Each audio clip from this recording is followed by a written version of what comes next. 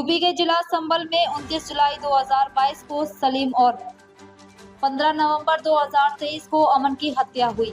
दोनों मामलों को ऐसा रूप दिया गया था कि वो रोड एक्सीडेंट लगे। पुलिस ने भी एक्सीडेंट मानकर फाइल बंद कर दी थी। मरने से पहले सलीम के नाम 88 लाख और अमन के नाम पर 2.70 करोड़ रुपए की कई बीमा पॉलिसी हुई थी।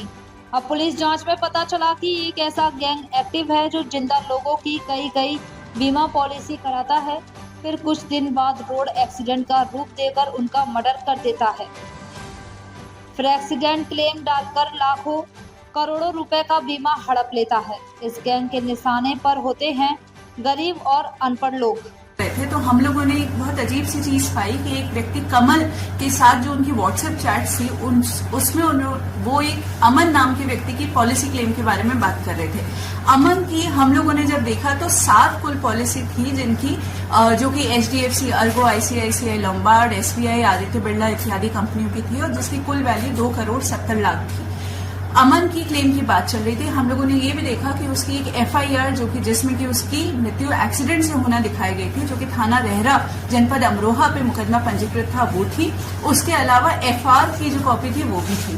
क्लेम के डॉक्यूमेंट्स को जब हम लोगों ने गहनता से देखा तो उसके अंदर PM रिपोर्ट और पंचनामा भी संलग्न था। और PM रिपोर्ट को जब देखा गया तो अमन के शरीर पे एक्सीडेंट की चोट दिखाने के बावजूद पूरे शरीर पे कहीं पे भी कोई खरोच भी नहीं थी और मात्र सर पे 4 बड़ी इंजरीज थी, जिसमें 2 चोटें 3/5 सेंटीमीटर की बोन डीप इंजरीज थी।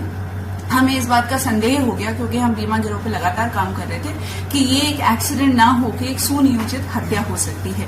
इसलिए हमारे द्वारा एक रिपोर्ट प्रेषित की गई कि इसमें अग्रिम विवेचना की आवश्यकता है और DIG सर के आदेश से ये अमरोहा से ये विवेचना जो है थाना रजपुरा में ट्रांसफर हुई। इसी की विवेचना के दौरान जो हमने दस्तावेजों से 2 प्रमुख अभियुक्तों को चिन्हित किया था। उनका नाम था कमल और वेद प्रकाश, जो कि धनारी के रहने वाले हैं। इन लोगों को हम लोगों ने बुलाया और इन लोगों से गहनता से जब पूछताछ की गई तो इन लोगों ने स्वीकार किया कि इनके द्वारा बीमा क्लेम की राशि को हड़पने के लिए अमन की हत्या की गई, जो कि इनकी सगी मौसी की लड़की का लड़का था।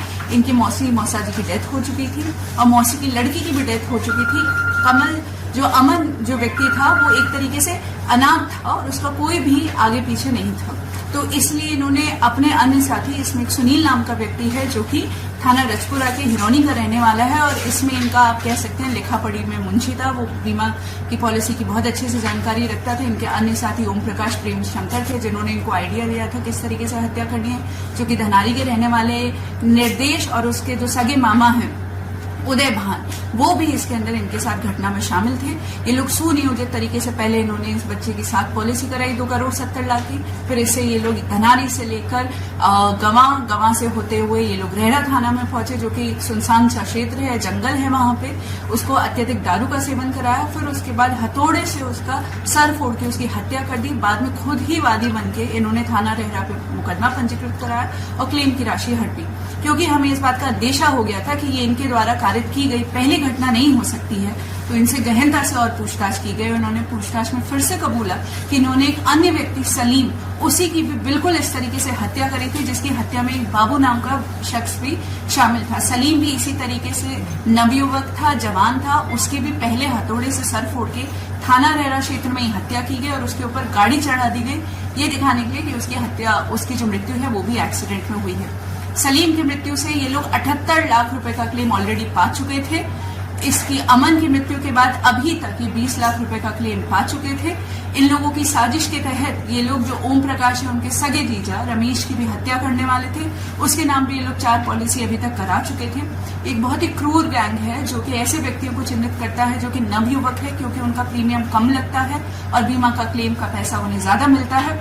उन लोगों को चिन्हित करते हैं, बर्बरता पूर्वक उनका सर फोड़ के उनकी हत्या कर देते हैं और उस हत्या को एक्सीडेंट का रूप दिखाते हुए बाद में क्लेम की राशि को प्राप्त कर लेते हैं। इन लोगों को हत्या का दोषी मानते हुए आज मुकदमा अपराध संख्या 345/23 में अंतर्गत धारा 420, 302, 201, 475, 120B IPC में गिरफ्तार कर न्यायिक अभिरक्षा में भेजा जा रहा है। मैम कितने मामलों के इस तरह की जो बीमा गैंग के, तो कितने आरोपी अब तक जेल भेज चुके हैं? ये जो हमारी गैंग है इनके द्वारा 2 हत्याएं की गई हैं और उसके अलावा 1 हत्या की इनकी प्लानिंग थी, परंतु इससे पहले जनपद संभल की पुलिस द्वारा 2 इसी तरह की हत्याओं का अनावरण पिछले 10 दिनों में किया गया है। एक थाना चंदौसी के अंदर एक दरियाब नामक विकलांग व्यक्ति की इसी तरीके से हत्या की गई थी और बाद में उसे एक्सीडेंट का रूप दिया गया था।